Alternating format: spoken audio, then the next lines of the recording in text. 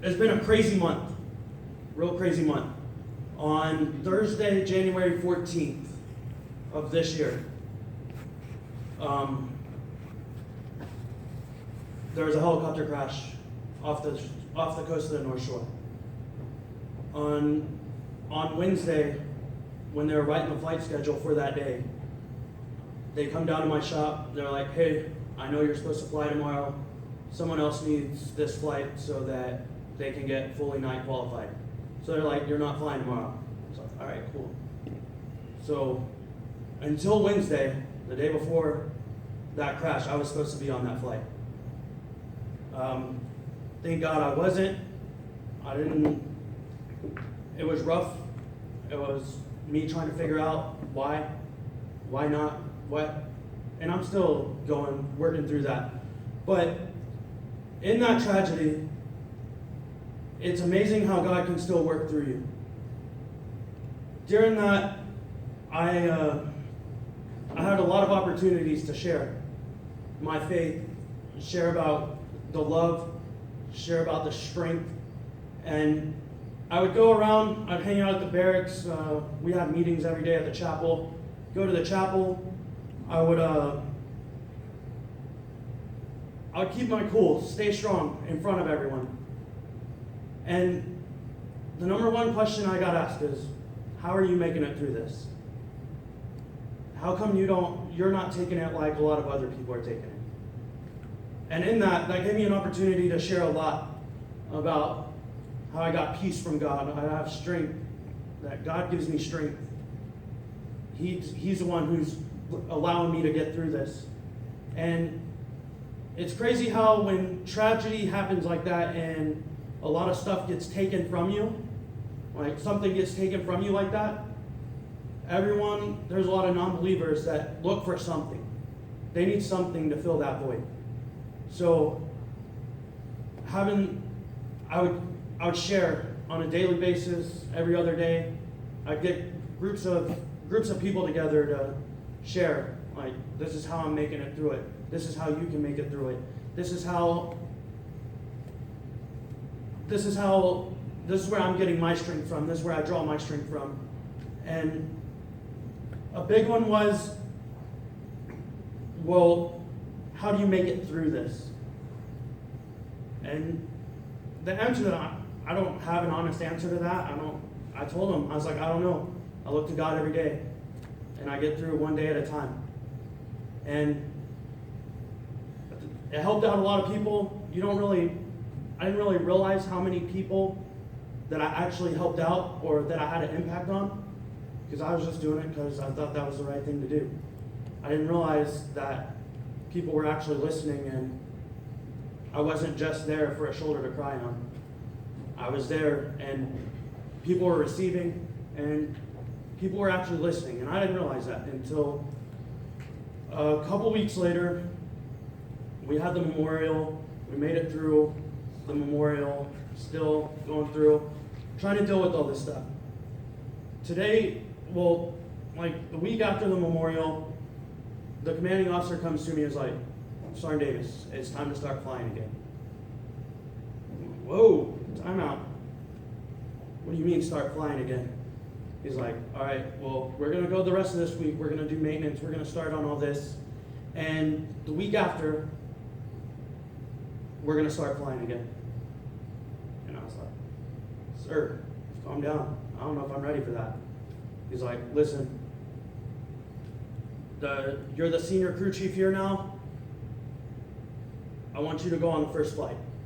I want you to go and show everyone that it's safe, that it was a freak accident, and that it's okay to start flying again."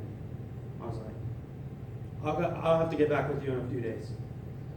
And for those few days, I talked to Pastor Tama, talked to my wife, talked to my mom, and I didn't know. I was scared to death. I didn't know if I was gonna do it. I didn't know if I could do it.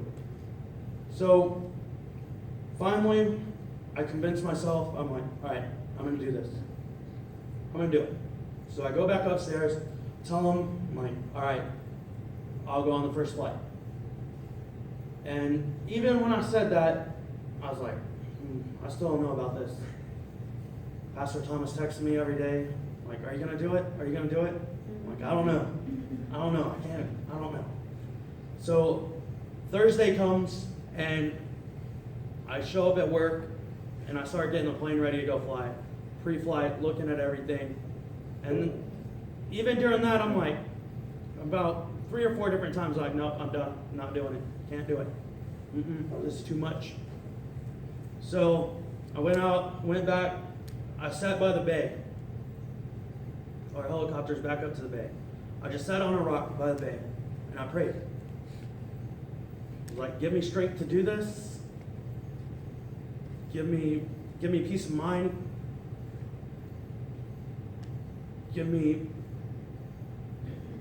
Take the fear away, because I was scared. Take the fear away. And so I prayed for a little while, and I go back. And the guy I was flying with was a young guy, like 18, 19 years old. Just got to the unit. Doesn't really know any better. All he knows is how I'm acting. So I'm trying to stay motivated. I'm trying to stay strong in front of him. And he asked me, he's like, are you okay? I'm like, yeah, I'm fine. Fine. I wasn't at all. And he could notice that. And he told me, he's like, you're not okay. I was like, all right, I'll be honest, I'm freaking out a little bit, but it's going to be all right. So I got to tell this kid, like, look, everything's safe. Everything's going to be all right. We've looked at the plane. The pilots know what they're doing. We're going to go fly around. And we're going to get through this together. So we did. And as soon as we took off from the Marine Corps base, the fear was gone. Gone. As soon as the wheels came off the deck, for the next 3 hours, it was just us in a plane flying around the island, landing, taking off, and the fear was gone. And we get back, taxi back in, and I'm getting out of the Marine Corps in a week, so that was my last flight in a 53. And that's how I said earlier that you don't realize that people actually listen, that people actually look up to you, and that you really did help a lot of people through their tough situation until it was my last flight, and there's 50, 60 people out there waiting on us to get back, shut down. So we shut down, I disconnect my long cord, and people just rushed me. And it's a tradition. They pick you up, they carry you to the bay, and they throw you in the bay.